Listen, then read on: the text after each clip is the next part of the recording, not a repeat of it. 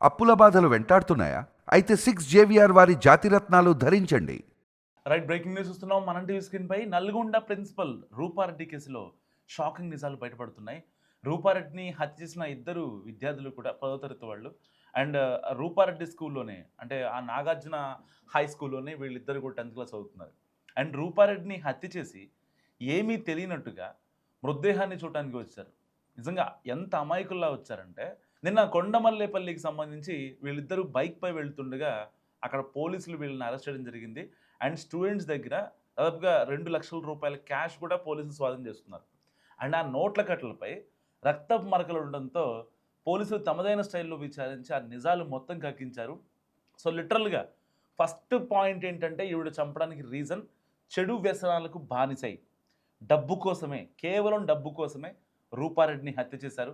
And ఇద్దరు స్టూడెంట్స్‌ని వాళ్ళ పేరెంట్స్ ముందు, అసలంటే రూపారెడ్డిని వీళ్ళిద్దరూ చంపడానికి రీజన్ ఏంటంటే, వీళ్ళిద్దరు స్టూడెంట్స్‌ని, ఎవరైతే రూపారెడ్డిని దాదాపుగా 30 కత్తిపోట్లతో అంతమొందించారో, అండ్ ఈ ఇద్దరు స్టూడెంట్స్‌ని వాళ్ళ పేరెంట్స్ సమక్షంలో గత కొద్ది రోజుల క్రితం రూపారెడ్డి మందలించింది. దేనికి మందలించింది? మీరు చదువుకోవాలి, రేపొద్దున మంచి కెరియర్ ఉండాలంటే మీరు ఇట్లా స్కూల్‌కి డుమ్మాలు కొట్టుదనంటే కుదరదు. అండ్ మీరు కొంచెం ఇల్లీగల్ యాక్టివిటీస్ చేస్తున్నారు స్కూల్‌లో. సో వాటిని మీరు కొంచెం దూరంగా ఉంచుకోండి. ఎందుకంటే మీ వల్ల వేరే స్టూడెంట్స్ ఇబ్బంది పడతారు. అంతేకాకుండా వాళ్ళు కూడా దారి తప్పే ప్రమాదం ఉందని చెప్పి ఆల్రెడీ రూపారెడ్డి వీళ్ళిద్దరి స్టూడెంట్స్‌కి గత కొద్ది రోజులుగా చెప్తూ వస్తుంది. అయినా సరే ఈ ఇద్దరు స్టూడెంట్స్ ఎవరైతే ఈవిడని చంపారో ఆ స్టూడెంట్స్ మాత్రం ఎక్కడా కూడా వాళ్ళ ప్రవర్తనలో మార్పు రాలేదు. సో మార్పు రాకపోతే ఆల్మోస్ట్ ఆవిడ ప్రిన్సిపల్ కాబట్టి, సో వెంటనే వాళ్ళ ఇంట్లో ఉన్న పేరెంట్స్‌కి సమాచారం ఇచ్చింది. సో వాళ్ళ అటెండెంట్‌తో కబురు పెట్టి వాళ్ళని వాళ్ళ పేరెంట్స్‌ని కూడా స్కూల్‌కి రప్పించింది. అండ్ దాని తర్వాత ఎప్పుడైతే వీళ్ళిద్దరిని మందలించిందో అందరి ముందు, అంటే పక్కన తోటి పిల్లలు లేకపోతే వాళ్ళ క్లాస్ టీచర్లు అందరూ స్టాఫ్ మొత్తం ఉంటారు కదా!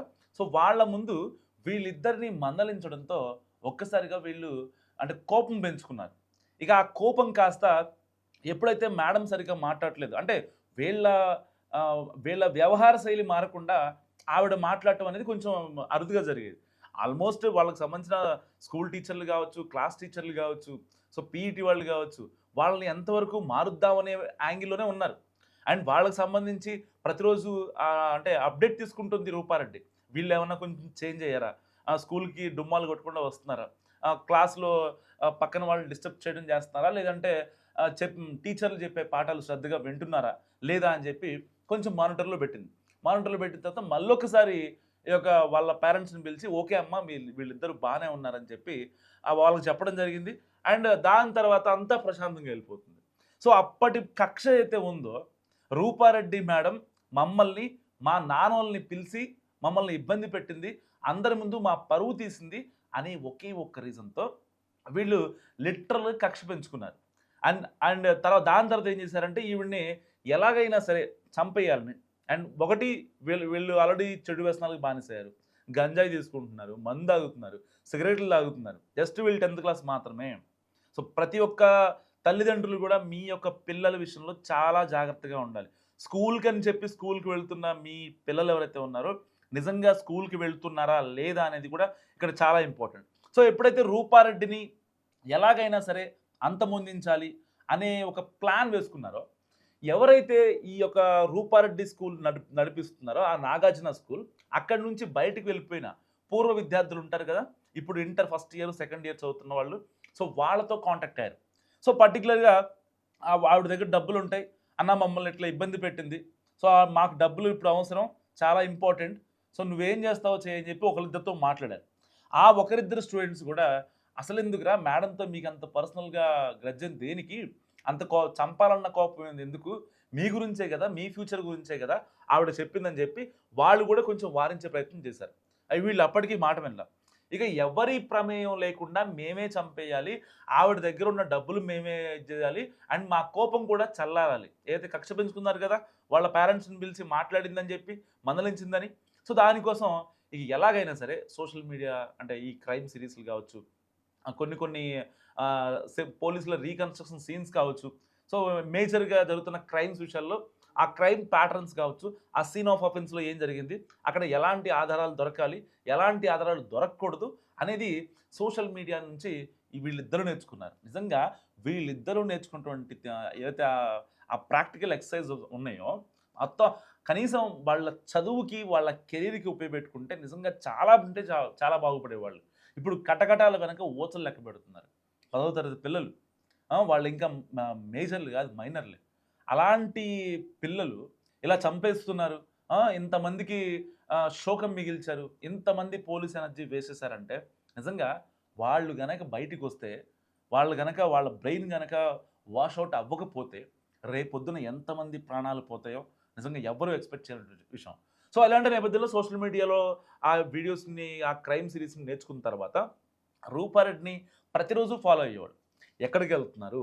ఏ టైంలో అంటే అప్పటిదాకా రూపారెడ్డి కాలేజ్ నుంచి అదైతే స్కూల్ నుంచి ఇంటికి వెళ్తారు. ఇంటి నుంచి మళ్ళీ ఆవిడేమన్నా ఎక్సర్‌సైజులు కావచ్చు అలాంటివి చేసుకుంటూ ఎళ్తారు.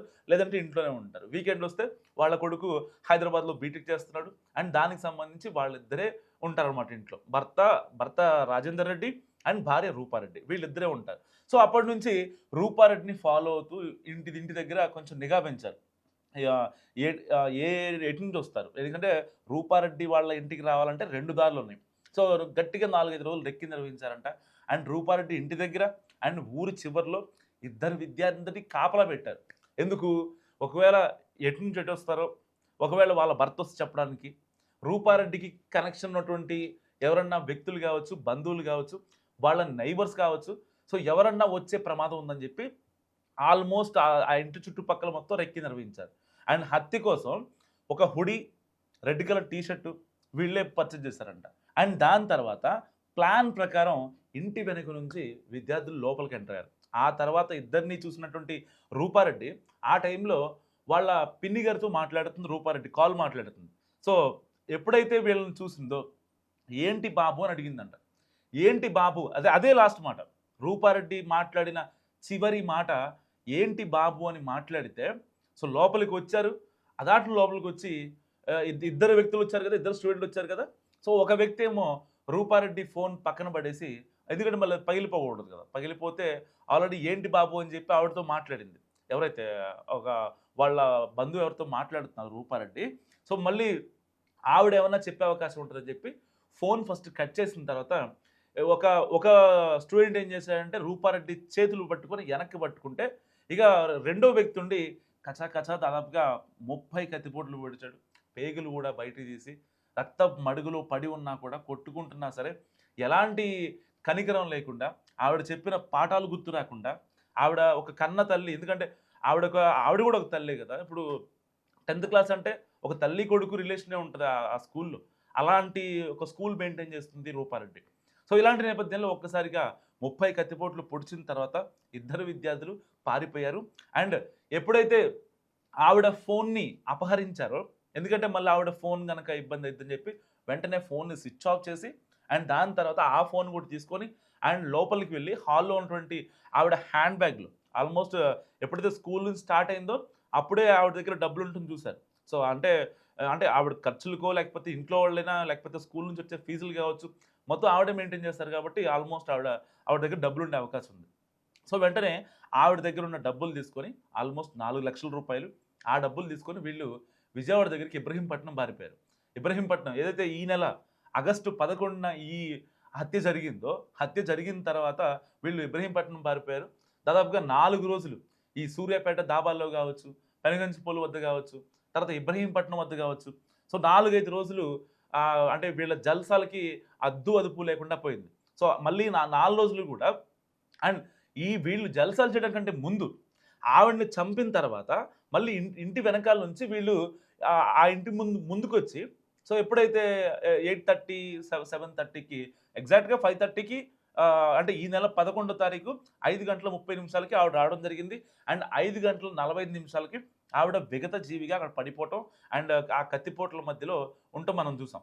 సో, దాని తర్వాత ఎప్పుడైతే వాళ్ళ భర్త రాజేందర్ రెడ్డి వాళ్ళ నైబర్‌కి కాల్ చేసాడు. ఏదైతే రూపారెడ్డి ఫోన్ లేపకపోతే వాళ్ళ నైబర్‌కి కాల్ చేసి వాళ్ళందరూ వచ్చిన తర్వాత సో, ఇంటి వెనక్కి అనుకోకుండా ఒక వ్యక్తి వెళ్ళిన తర్వాత కిచెన్‌కి సంబంధించి ఆ డోర్ ఓపెన్‌లో ఉంది. సో ఆ డోర్ ఓపెన్ చేసిన తర్వాత చూస్తే ఆవిడ రక్తపు మడుగులో ఆవిడ పడిపోయింది. ఆవిడ పక్కన హ్యాండ్ బ్యాగ్ చెల్లాచెదురుగా పడేశారు. అండ్ దాని తర్వాత వెంటనే ఆళ్ళ భర్తకి ఫోన్ చేసిన తర్వాత పోలీసులు రావడం అండ్ చుట్టుపక్కల అయితే అంటే మంచి పీస్‌ఫుల్ ఏరియా. సో, కొంచెం చదువుకున్న వాళ్ళు, కొంచెం సంఘంలో పేరున్న వాళ్ళు, సమాజంలో పేరున్న వాళ్ళు మాత్రమే ఆ ఏరియాలో ఉంటారట. అలాంటి ఏరియాలో ఇంతటి దారుణం నిజంగా జరుగుతుందని ఎవరు ఎక్స్‌పెక్ట్ చేయలేదని చెప్పి చాలామంది మాట్లాడుతున్నారు. సో, దాని తర్వాత ఆవిడ చనిపోయిందని నిర్ధారించుకున్న తర్వాత అందరూ ఎవరైతే బంధువులొచ్చారో, ఇంటి పొరుగింటి వాళ్ళొచ్చారో, ఇంకా వాళ్ళ భర్త, వాళ్ళ పిల్లలు వీళ్ళందరూ వచ్చారు. వాళ్ళతో పాటే అయ్యో! మేడం ఎలా చనిపోయింది? నిజంగా మంచి మేడం మాకు. చాలా మంచిగా పాఠాలు చెప్తారంటూ నంగనాచి కబుర్లు చెప్తూ అక్కడే వాళ్ళల్లో అంటే 'ఎస్‌జే సూర్య' సినిమా 'మహేష్ బాబు' సినిమాలో 'ఎస్‌జే సూర్య' అంటే ఎవరన్నా చనిపోయినా సరే వాళ్ళ ఆర్తనాదాలు వింటుంటే ఎంతటి హ్యాపీనెస్ వస్తదో ఇక్కడ వీళ్ళిద్దరు కూడా అదే ప్యాటర్న్ యూజ్ చేశారని చెప్పాలి. సో, అందరూ అయ్యో పాపం అని మాట్లాడుతుంటే వీళ్ళు మాత్రం మనసులో నవ్వుకుంటూ ఆవిడ మృతదేహాన్ని చూస్తూ ఎంజాయ్ చేశారు. అండ్ దాని తర్వాత ఆ డబ్బు తీసుకొని ఎవరైతే రూపారెడ్డి ఇంటి దగ్గరలో అండ్ ఊరి చివర కాపలా ఉన్నారో వాళ్ళకి ఈ బ్యాగ్ ఏదైతే డబ్బులున్న బ్యాగ్ ఇచ్చేసి వాళ్ళని బయటికి పంపించేశారు. అండ్ దాని తర్వాత వీళ్ళు నలుగురు డిస్పర్స్ అయిపోయి సో, ఈ సూర్యాపేట దాబాల్లో కావచ్చు దాదాపుగా ఆల్మోస్ట్ 4, 5 రోజులు అంటే ఒక నెక్స్ట్ లెవెల్‌లో ఎంజాయ్ చేశారు. రోజు తాగడం, చెడు తిరుగుళ్ళు తిరగడం ఇలాంటివన్నీ చేసిన తర్వాత వీళ్ళు ఏదైతే కొండమల్లేపల్లికి సంబంధించి వీళ్ళు బైక్‌పై వెళ్తుండగా సో, పోలీసులు వాళ్ళని పట్టుకోవడం జరిగింది. అండ్ దానికి సంబంధించి వాళ్ళ దగ్గరున్న ఆ యొక్క డబ్బులు ఏదైతే ఉంటాయో రూ. 2,00,000 స్వాధీనం చేసుకున్నారు కదా! దానికి సంబంధించి ఆ నోట్ల కట్టలపై రక్తపు మరకలు కూడా గమనించారు పోలీసులు. సో, అంటే ఓవరాల్‌గా ఈ కేసులో రూపారెడ్డి చనిపోయిందనేది ఎంత నిజమో అండ్ మీ పిల్లలు స్కూల్‌కి వెళ్తున్నారా? లేదా? వాళ్ళు స్కూల్‌లో ఎలాంటి యాక్టివిటీస్ చేస్తున్నారు? సో, అవి తెలుసుకోవడం కూడా నిజంగా చాలా ఇంపార్టెంట్. సరిగ్గా 6 నెలల క్రితం హైదరాబాద్ కూకట్పల్లిలో 10వ తరగతి చదువుతున్నటువంటి ఒక అబ్బాయి కేవలం ఒక బ్యాట్ ఇవ్వలేదని జస్ట్ 10 ఏళ్ల అమ్మాయి, 10 ఏళ్ల అమ్మాయి 10వ తరగతి చదువుతున్నటువంటి అబ్బాయి ఆడుకోవడానికి క్రికెట్ బ్యాట్ ఇవ్వలేదని చెప్పి వాళ్ళ అమ్మా నాన్న లేని టైంలో ఆ చిన్నారిని అత్యంత పాశవికంగా గొంతు కోసి ఎంతో దారుణంగా ఆ అమ్మాయిని హత్య చేశాడు. మనందరికి గుర్తే ఉంటుంది. సో, ఇలాంటి నేపథ్యంలో అంటే ఈ రోజుల్లో పిల్లలు క్షణికావేశానికి ఎలా లోనవుతున్నారు? కనీసం ఒక పేషెన్సీ, ఒక నిమిషం ఆగుదాం. అమ్మ ఇచ్చిద్ది, నాన్న ఇస్తాడు, నాన్న కొనిస్తాడు. లేదంటే మనకు కావాల్సినవి మనమే చూసుకోవాలి. మన ఫినాన్షియల్ పరిస్థితి బాలేదు. లేదంటే మనం ఈ పని చేయకూడదు. దొంగతనం చేయకూడదు. లేకపోతే గంజాయిలకి ఇలాంటి వాటికి అలవాటు పడకూడదు. ఎక్కువసేపు ఫోన్ చూడకూడదు. ఈ క్రైమ్ సీన్స్ చూసి మన బ్రెయిన్‌ని కూడా అలాగే మార్చుకోకూడదు అనే భావన పిల్లల్లో లేదు, రాదు కూడా. సో, ఎట్టి పరిస్థితిలో మీకున్న పిల్లల్ని సో, వాళ్ళు స్కూల్‌కెళ్తున్నా, కాలేజ్‌కెళ్తున్నా, వాళ్ళు టీనేజ్‌లో ఉన్నా, టీనేజ్ దాటినా సరే మీరే చూసుకోవాల్సిన అవసరం ఎంతైనా ఉంది. మరి మీరేమనుకుంటున్నారు? ఈ సస్పెన్స్ థ్రిల్లర్ గురించి మస్తుగా కామెంట్ చేయండి.